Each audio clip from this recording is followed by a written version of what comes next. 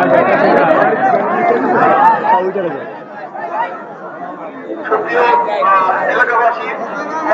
যে এই মাত্র ঢাকা 16 আসনের সমাবেশ শেষ করে তারেক রহমান আস্তে আস্তে তার গাড়ি নিয়ে চলে যাচ্ছেন।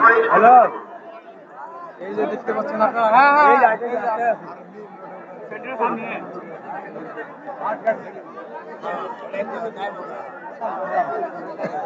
বাগার এলাকা ধান লাগা নাকি?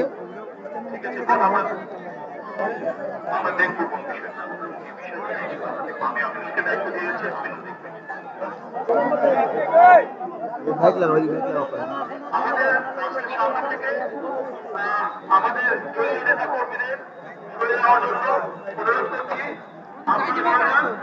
আমাদের সাথে সহযোগিতা করুন, আমাদের সাথে সহযোগিতা করুন।